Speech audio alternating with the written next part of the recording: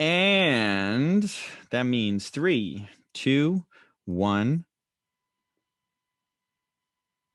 I clicked it. Oh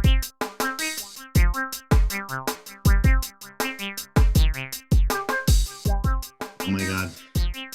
I clicked the button. People might be judging us on how we're doing right now. How do I react? What do I do with my hands?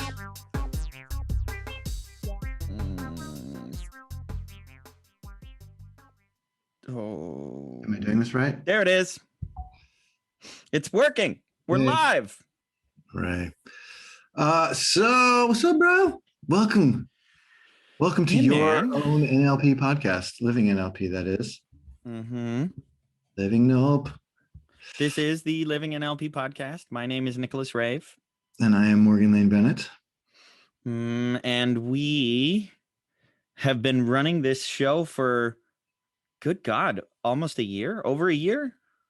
I think so. I think we're over 50 episodes right now. Wow. Well, we're getting close. That's funny because I'm almost over 50 also. It was my birthday last weekend at 47. Rock on. Happy birthday, man. Yeah, I am thrilled about it. It was good. Had a nice time. Super grateful. Life is good. I love what I do, which makes life even better. Mm-hmm.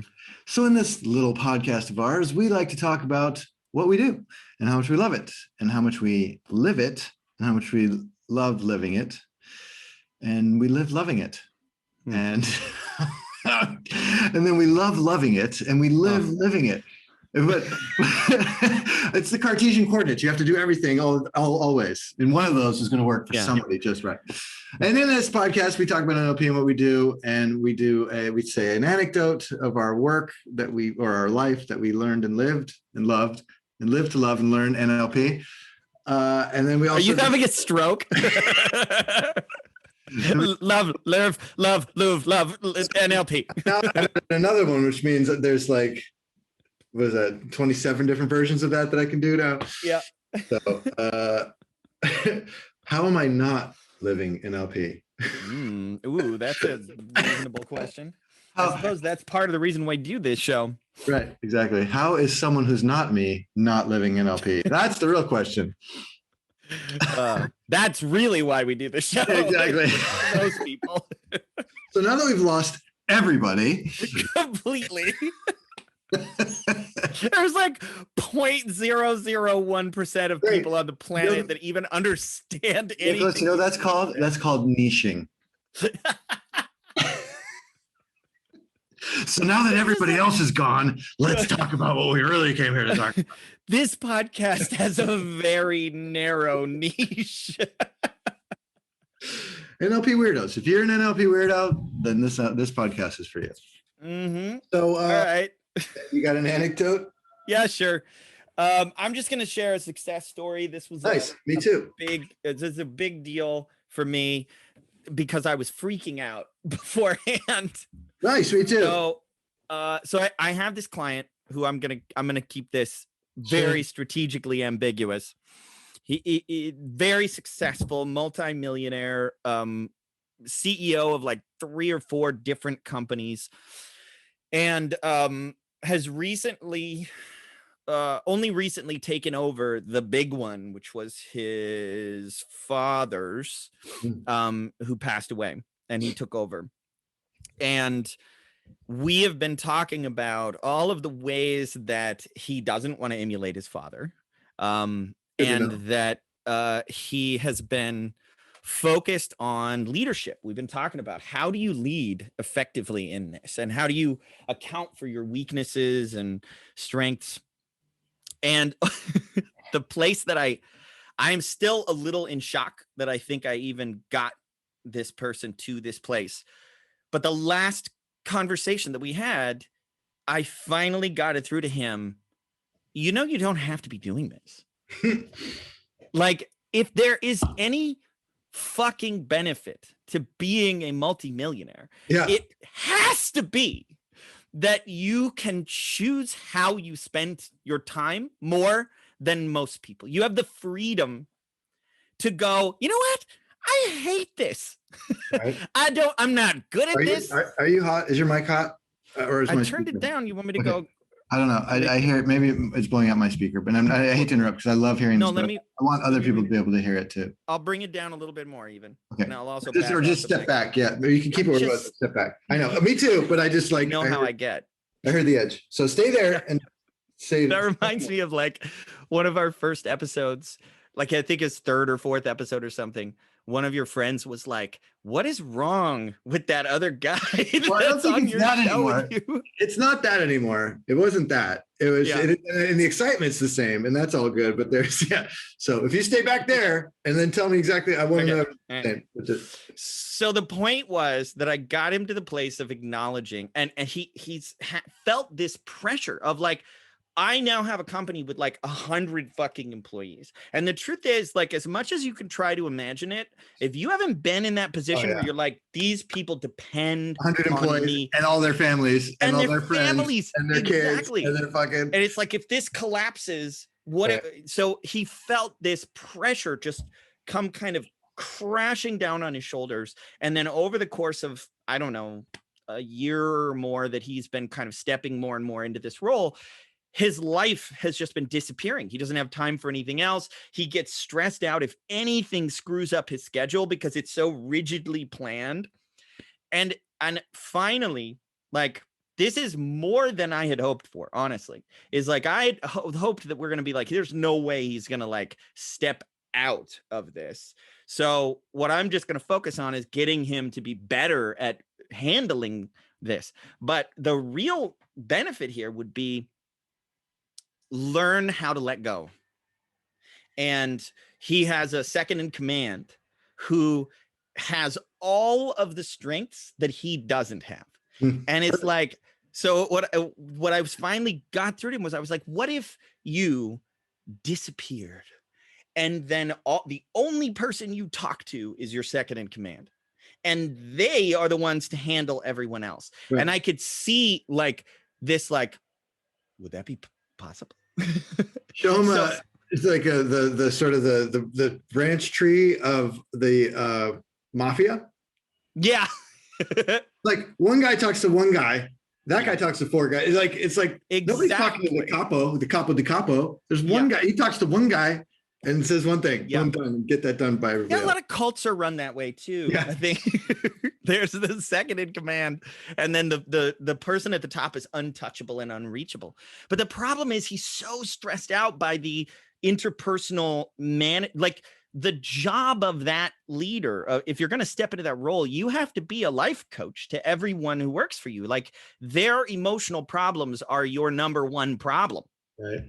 And that is the thing that he finds the most stressful. So getting him to the place where he could go, okay, what I need to do is shift my priorities entirely and start to think about the things that I really want to do. So as an example, he's very flexible as an entrepreneur, right? He loves the energy of just make quick decisions, take risks.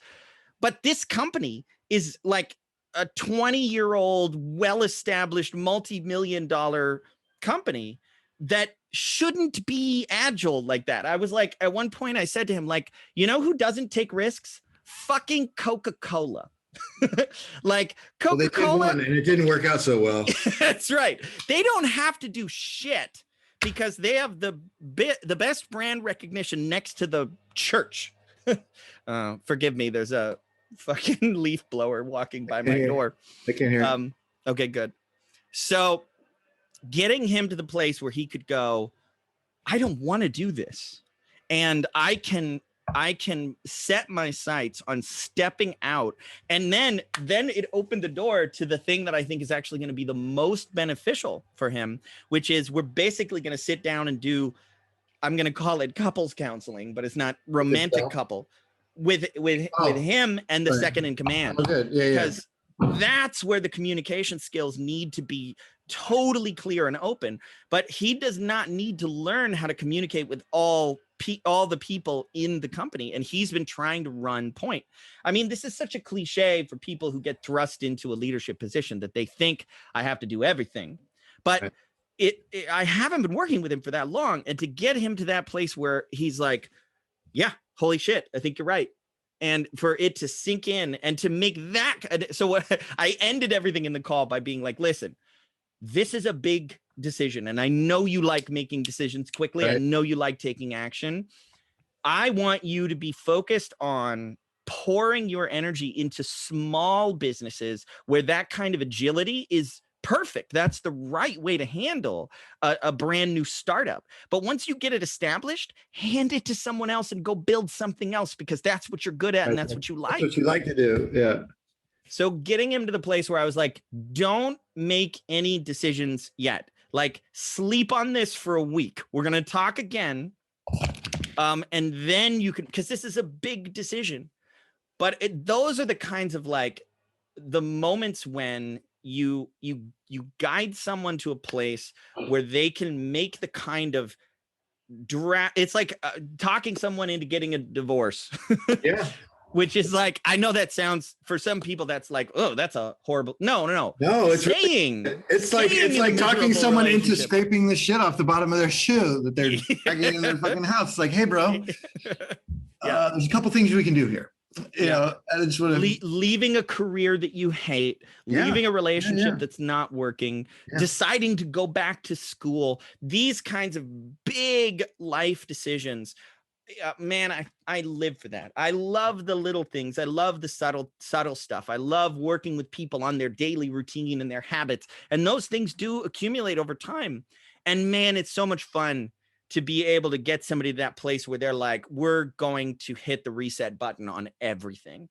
And with this guy in particular, for me, I was just blown away. And I'm, like I say, I'm a little in shock still that we even got there. And I'm fully open to the idea that I'm going to come back and he's going to be like, I'm getting cold feet. I don't know. Right. Well, he's not used to it. That's what I think. So that sort of segues into my deal.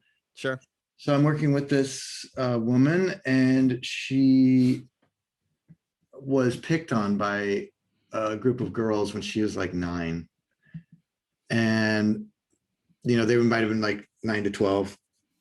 And the kids who picked on her, but whatever it was, real or imagined, or real and then imagined, was really bad and really affected them terribly. And at the same time, motivated her to become very successful. So we're back to the old, I'm motivated by pain. Right. Getting beat up made me want to be better, to show these bitches what's what. Yep. But now they haven't been around for the last 30 years. So I've been reliving these moments and telling myself that I'm a stupid bitch for whatever. Yeah. And we talked fuel source and all that stuff. And so she was like, you know, it was very resistant to the getting done. I was like, but what's the thing? Because it seems like all this stuff, you're fairly successful, but what's stopping you? Oh, it's this. I'm afraid. Why? Because of this. And every time I would sort of go, well, let's look into that, she would resist. And I'm like, well, what's going on there? And she's like, well, you know, it's like every time you mention that, or, you know, it feels like it's prodding something that's where the fear is. And I go, I know. I want you to follow that fear right back where it came from. Stop fucking dancing around this bullshit. Just follow that feeling, right where it is. Yes. And I go, what's there? No, it's a door. And what's behind the door? Like, can you open the door? Like, is it open a crack? Yeah. What's back there? Well, you know, it's the 9-year-old me. Okay, well, what do you want? And I'm imagining parts integrations and reintegrations and all that. How are we going to do a timeline? All this stuff. Well, what does that part want? Is it revenge? No, it's resolution.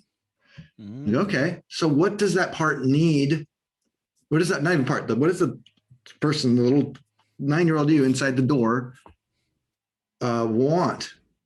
What does it need for resolution? For resolution, yeah. Yeah, and she's like, well, I need these women to know, these people. I mean, they're still girls in their mind. I need these women to know that I'm ending it, that it started with them, but it ends with me.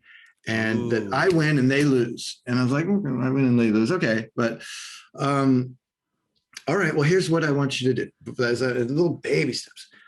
Your homework for the week, should you choose to accept it, is I just want you to think about what those letters would say. And I go, because I'm sure you know where all these women are, right? She's like, oh yeah, I know where they are. And not only that, you're way more successful than them, aren't you? Yeah, way. And let me just clarify, like, you're super successful, you're great at what you do. Do you think you would be anywhere near as motivated to be as successful as you are if it wasn't for these bitches? Oh no, not at all. Okay, well, just okay, interesting. So maybe just write out, rough draft what you would say. I don't want you to send letters to these women, but I just want you to be able to, for the purposes of resolution, write out what thoughts you would have. You really hurt me, it's affecting my life, but now I'm this way.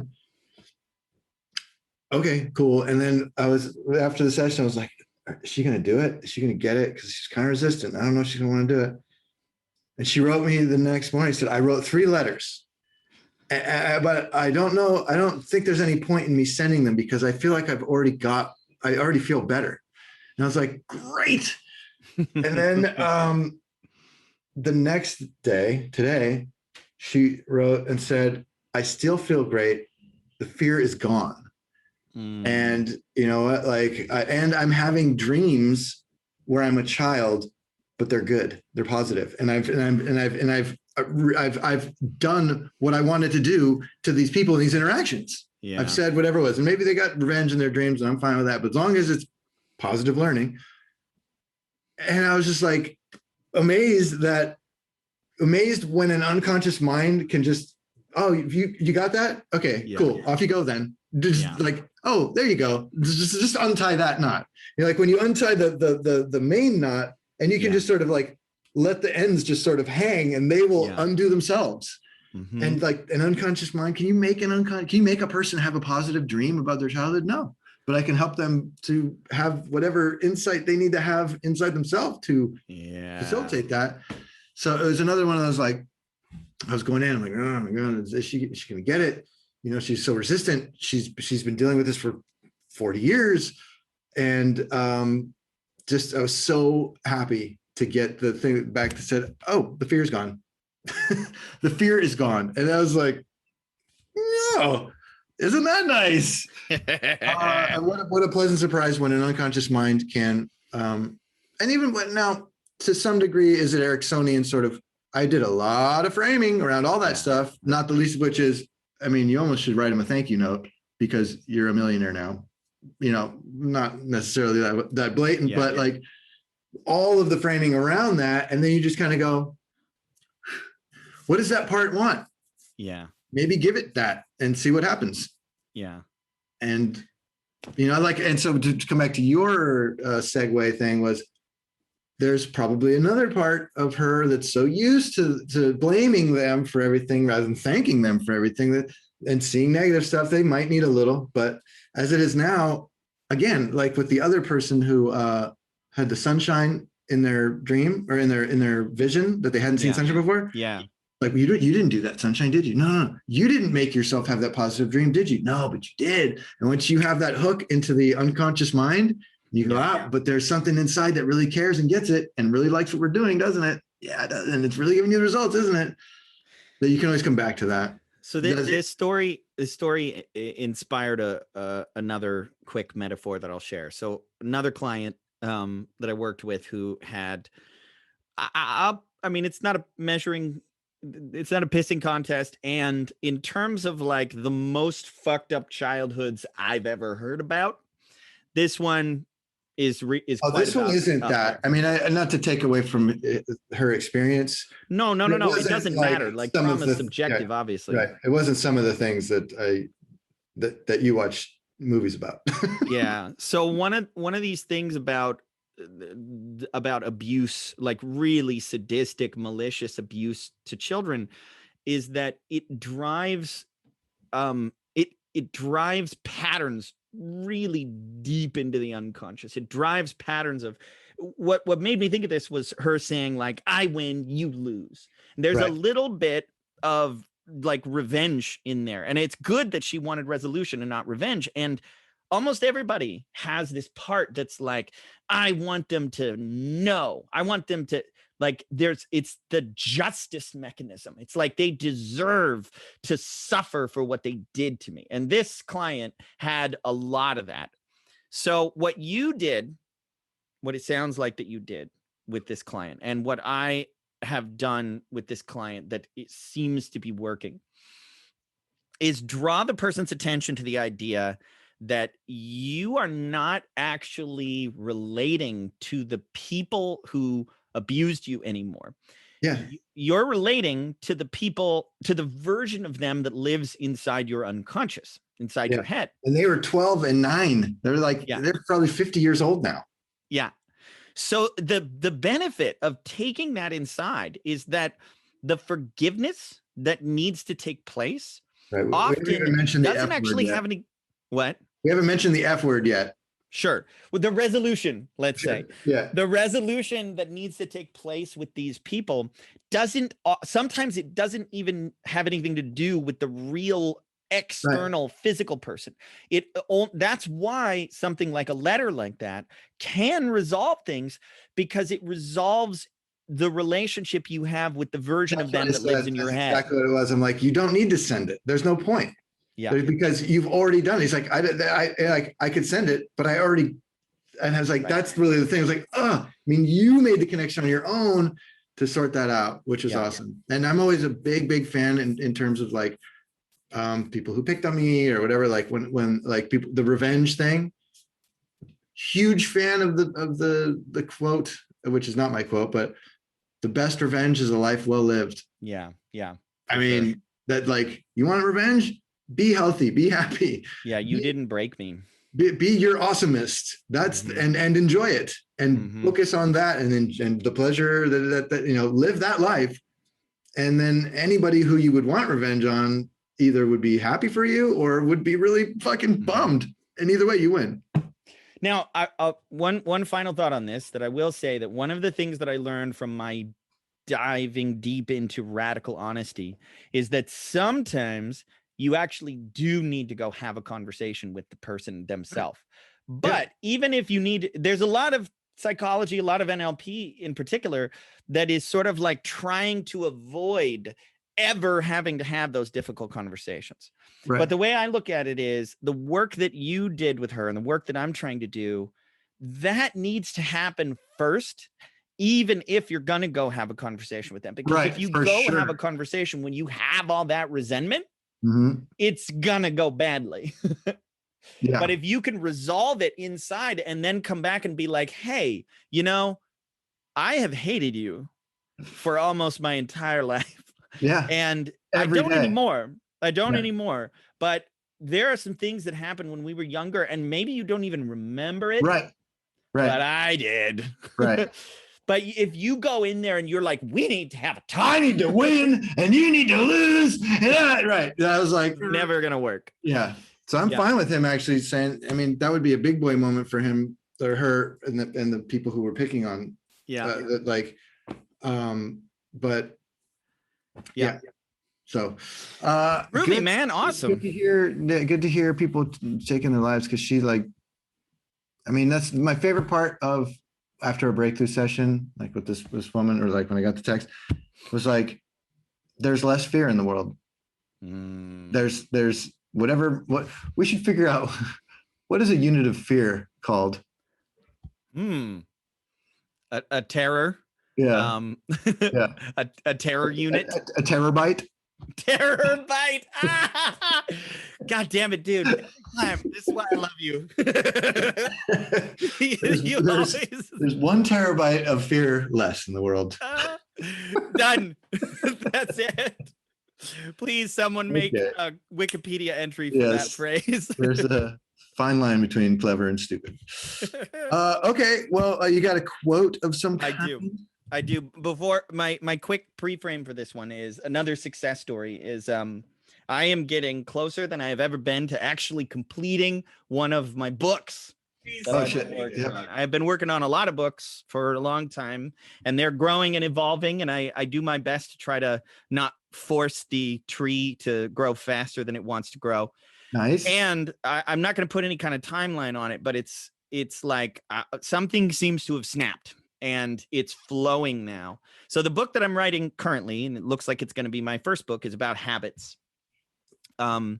So I find that habits are one of the most reliable places to focus your attention if you really want to create lasting change in your life. Yeah. That if you focus on your habits, the return on investment from habits is that it's not just a thing, it's not just a behavior that you do once. Once it becomes a habit, you have to think about how much value are you going to get from this habit in a year or in 2 or 5 or 10 years. When you establish a positive habit, you change your future more than almost anything else that you can do. So this is why I find habits are a really good place to start with people. It's like starting at the ground level of behaviors. Well, what's wrong with them, or what's not working with them, are habits. Exactly. Well, that you're jumping ahead to my quote here.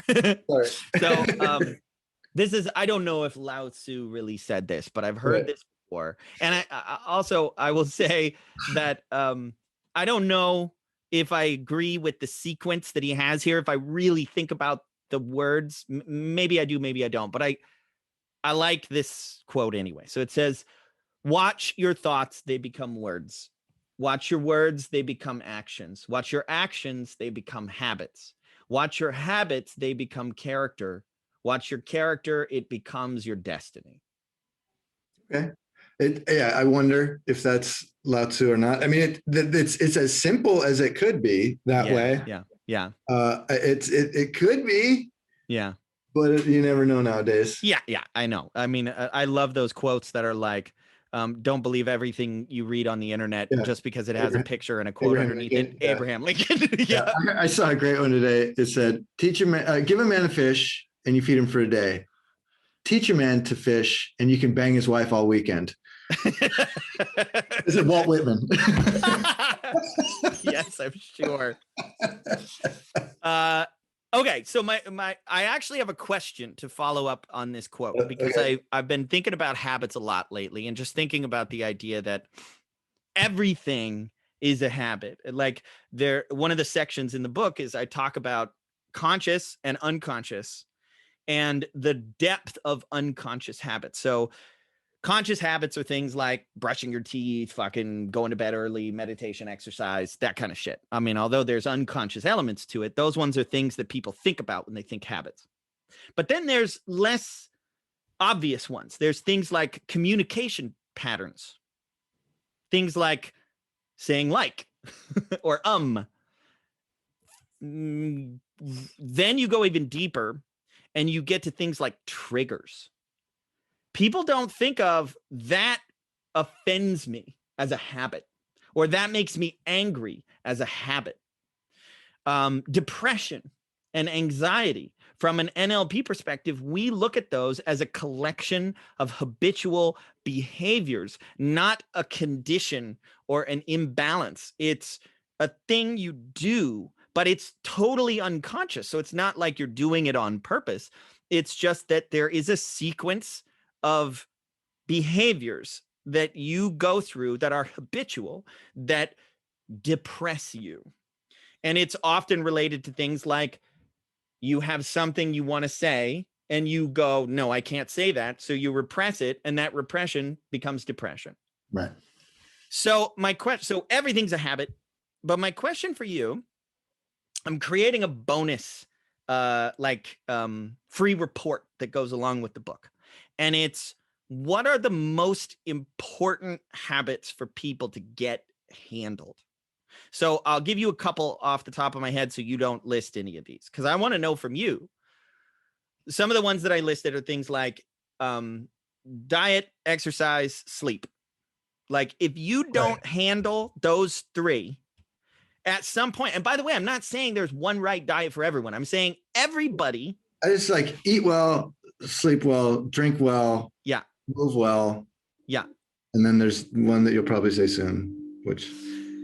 So other ones that I have that I put as like most valuable, the habits that are like, if you don't know where to start, these are places where you need to examine your current habits and maybe even think about it as almost constantly trying to improve your habits in these areas in a never-ending kind of way. So there's things like meditation. There's things like journaling is another one I have on the list. I think that one is so powerful for people. Another one that I think I have found to be almost universal, that at some point, given the world we live in today, people need to deal with their habits around productivity. Like we need to have good habits around task management and project management. Most people are not in a position where they can just show up to work and have someone tell them exactly what to do. Right. We have to be managing that ourselves. Yeah.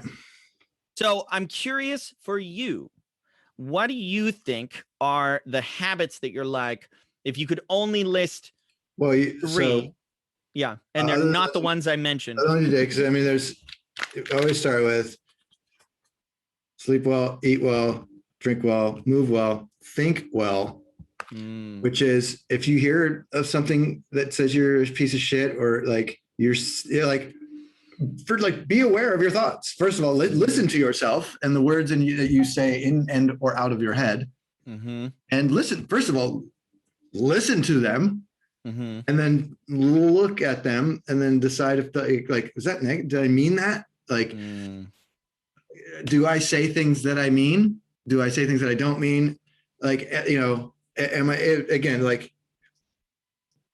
Is it true? Listen to it, kind of a thing.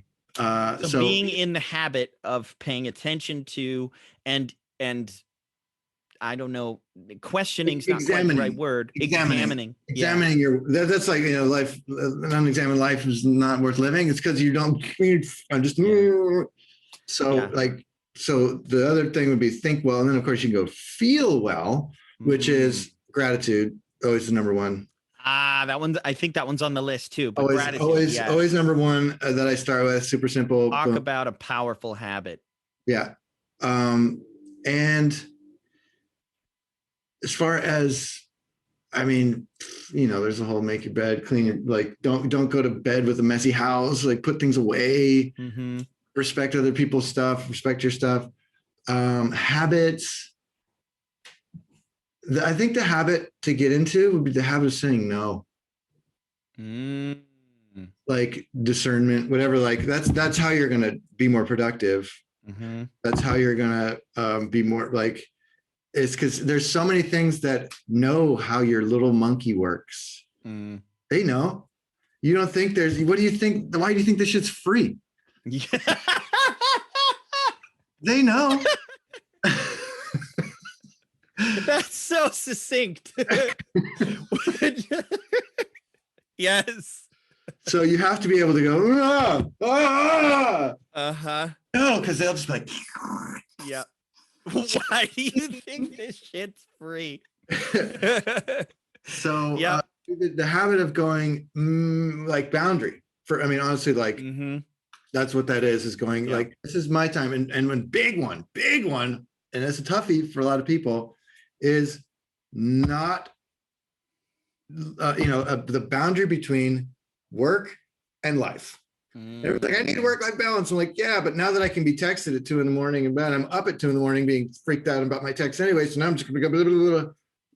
But if you can draw a boundary between you and the external world, and then between you and work, and then to respect those boundaries as best you can, is a big one, because then you have a place for your habits to grow. Like I need a place. Well, I'd love to be able to meditate and eat food and stretch and bang my wife in the morning or like pet my cat or hang out with my kids or whatever, and just sort of have family time. And then boop, okay, open the doors to work when I'm already juiced up on my own awesomeness. Yeah. That comes from having a boundary that says no. Yeah. to this and yes to this. And just even just being aware of where that is to start, like, oh, what am I letting in? What am I pushing out? What am I sacrificing for this and that?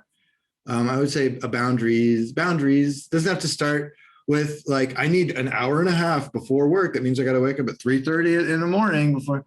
It can simply be wake up, have a good thought, eat something nice, drink some water, do something for yourself, then pick up your phone.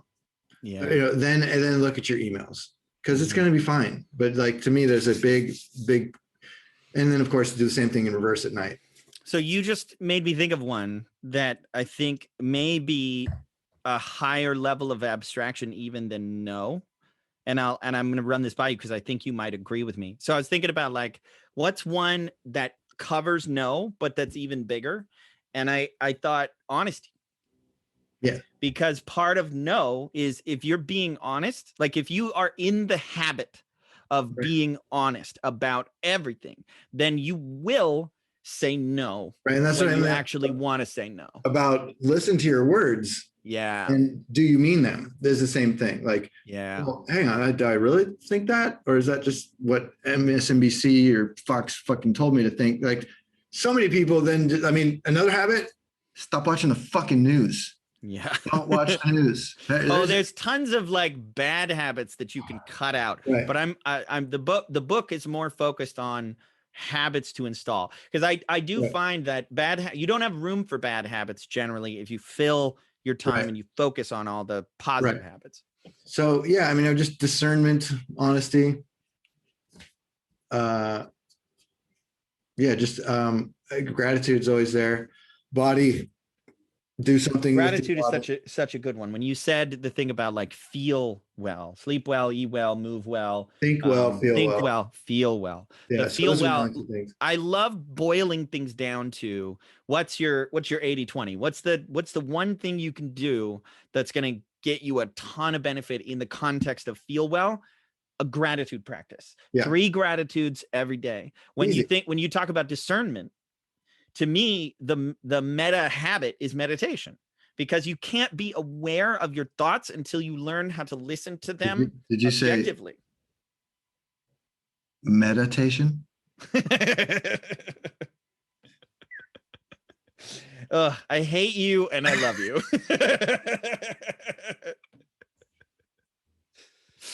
Okay, so we got find some, like, deal with your sleep, like stop staying up until 2:00 in the morning unless you're sleeping until noon. Chapter. Yeah. Exercise, move, like get moving, move your body, take care of your body. The more you love your body, the more it's going to love you back. Eat well, find something that works for you.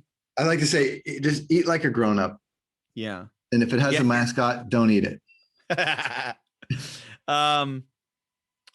Think well. Meditation is for me like the key there, because that is what gives you the skill of actually being able to notice your thoughts instead of being your thoughts. Right. That exercises that muscle. So you can even become the kind of person who can, what did you say? Examine. Well, and I have people, if they say something, even to me, or if they especially after the change work, I'm always doing this crazy thing, and I have them stop. Even if you're talking to someone else, stop that sentence, go back to the beginning, start it again. And actually, I have had a tendency to, and you rewrite the program there, but that takes being, oh no, wait, that's not what I meant to say. Which is the honesty, so thinking and the honesty and all that stuff kind of tied in. Yeah. Meditation, feel well, gratitude. Oh, another one for think well. I think journaling is a really good way to train your thoughts. Like with the lady, it's like journal out your thoughts. Yeah. But she had never written them. They were just for 40 years. These wheels were spinning. And I go, why don't you just? She wrote through letters, and boom, done. Yeah. Journaling is thinking on paper. And it is a really good way to take your thoughts and put them out and go, oh, and to examine them. And you don't need to spend, 20 minutes a day meditating for 3 years to develop that skill. You can do it right now. Just journal your thoughts. on a regular basis. And you don't need to meditate for 3 hours either. You can just take 5 breaths, and it all starts. So I would say start small would be the first chapter I would, or like preface. That is already baby steps. A main emphasis of the entire book. Tiny little steps, especially for those who are paralyzed by the thought of steps. And then honesty. That's one that is complicated to like, because in order to be honest with other people, you have to be honest with yourself, which probably includes training your mind and all that stuff.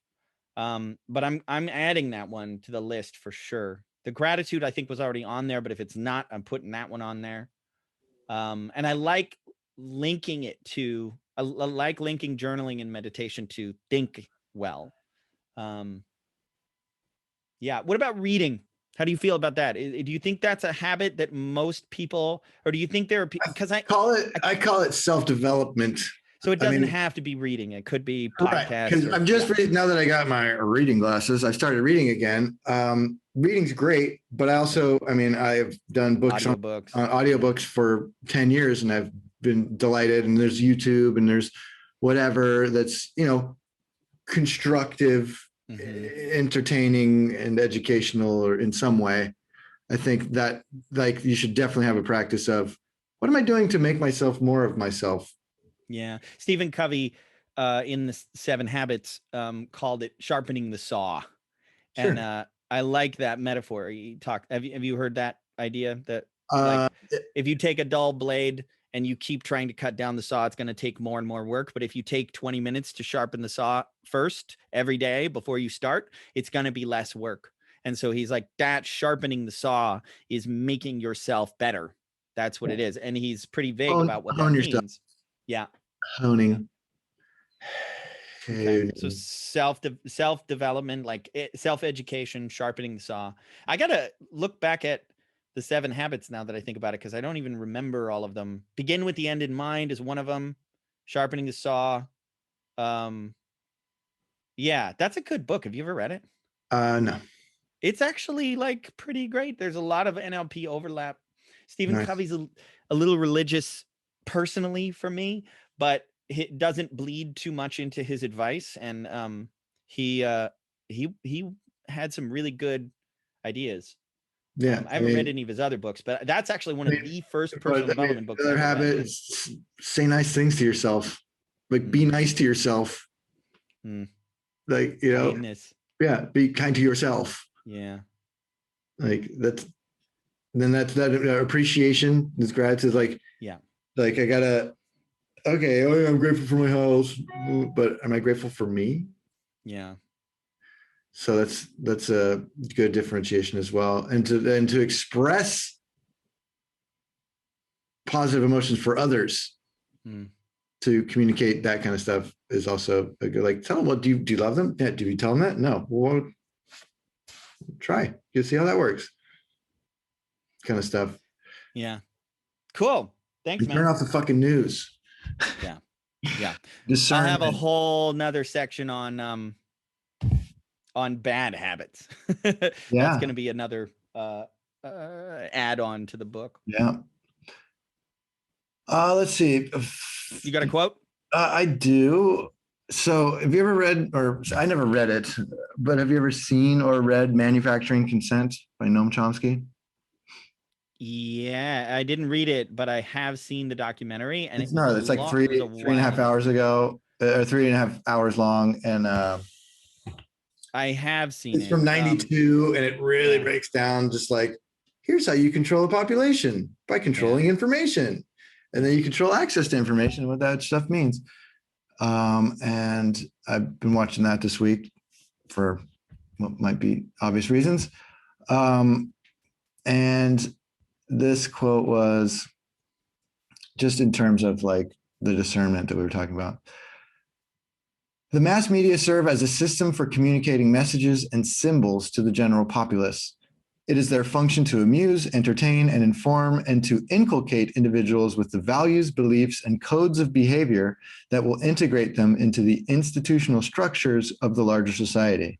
In a world of concentrated wealth and major conflicts of class interest, to fulfill this role requires systemic propaganda.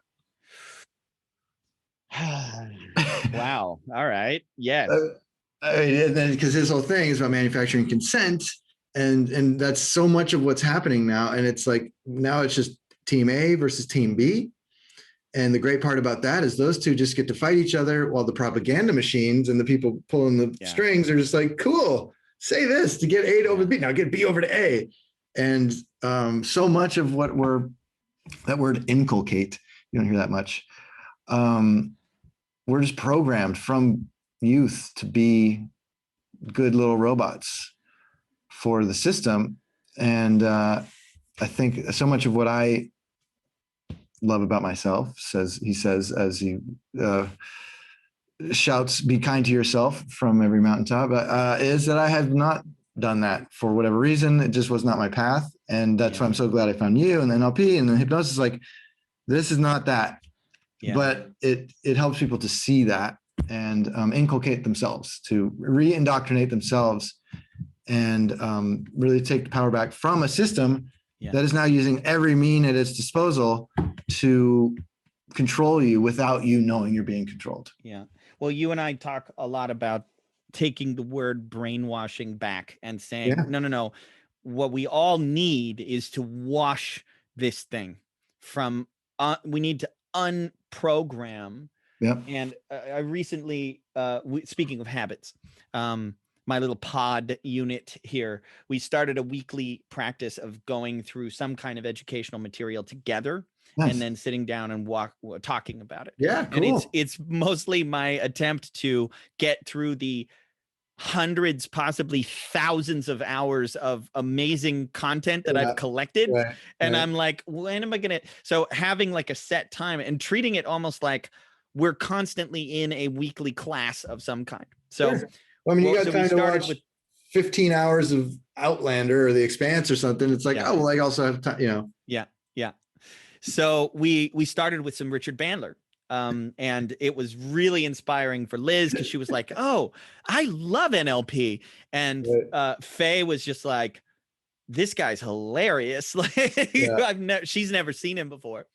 So one of the things that he emphasized that I was just like, oh, there's a reason why I do really like a lot of what he has to say, is he's like, my mission is about creating more freedom for people. Right. Freedom from the brainwashing, freedom from the cultural machine that is trying to put you in a place, and learning how to step out of that and question those things. Psychedelics helps. And when I hear someone like Noam Chomsky, I'm like, the real key to breaking free is words. Yeah, information. It is. Yeah. It really, really is. NLP it was such an eye opener for me. Right. And that's why I said, like, when you hear the words in your head, you need to be aware of them first. Then you do be aware of them. Yeah. Where did that come from? Do you believe that, or does someone else? Are those your words, or is that Rachel Maddow talking? Or Donald fucking Trump. Right. Or whatever the other people are. Yeah, man. All right. Well, manufacturing consent. I think I saw that back when I watched The Corporation, which was another documentary. Amazing. Speaking of systems of control. And also a movie that I now feel much more reserved about, but I was super into at the time. Did you ever watch Zeitgeist? Yeah. That one I now see as a wonderful example of how someone can take a few pieces of fact and then use filmmaking to make a whole bunch of bullshit really compelling as well. And it's a good analysis of like, oh, this is propaganda too. Right. I think there's one other one, Corporation. I forget. What's the Howard Zinn documentary? Like, I know People's History of the United States is a really great book, but there was a Howard Zinn documentary I watched around that time that was part of my like political awakening. Right. the awakening to the to the reality that it's all bullshit. Yeah. Yep. And so is NLP, but that's what I call once I realized hypnosis, it's just, this is the art of bullshit.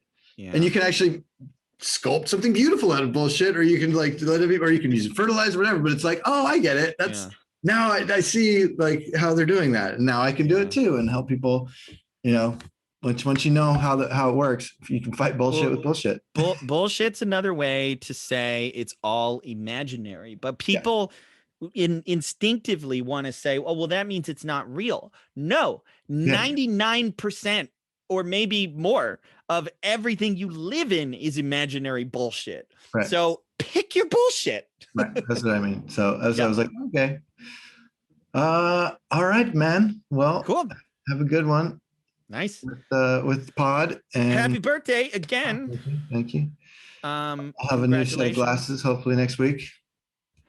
Here, you did a thing. You asked for a thing on your Facebook wall that I never got around to doing. My favorite story of you, happy birthday, is when we were hanging out on the 3rd Street Promenade. I believe we were unsuccessfully trying to find people to practice street hypnosis with. But at one point, there was some religious nut job standing there with a megaphone, I believe, saying you're all sinners and you're all going to hell. And at some point, Morgan just walks up and starts going, no, you're not. Like everything he would say, he'd be like, you need to give your life to Christ because you're all sinners. And you're like, no, you're not. You're good people. Don't listen to him. Like, just be kind to one another. Have a nice day. Beautiful day out. Enjoy yourselves. That is my all-time favorite. That was a moment when I'm just like, wow. Unfortunately, we couldn't find anybody to hypnotize, but at least, troll. Yeah, that is definitely the highlight of, I think also the time when we went hiking and I decided to go barefoot. Hey, that was pretty amazing. Scorching hot day up a very pretty steep mountain. And you were just like, dude, not only are you out of shape, but you should have worn shoes. Well, I was like, I didn't out of shape. I don't care. But I was like, they make shoes, right? Yeah, dude, I like all these like pointy rocks. I'm like, if it wasn't so hot, it would have been fine. Like the pointy rocks, I'm good with. Right. But geez, it was like 90 degrees or something. And it was good. Ground was. Yeah, I think it was the last time I was up there. It was fun. That was an amazing little adventure. Yeah. All right, man. All right, buddy. Happy birthday. Yeah. Thanks. Take care, and I'll see you next week. Catch you later. Bye. Right.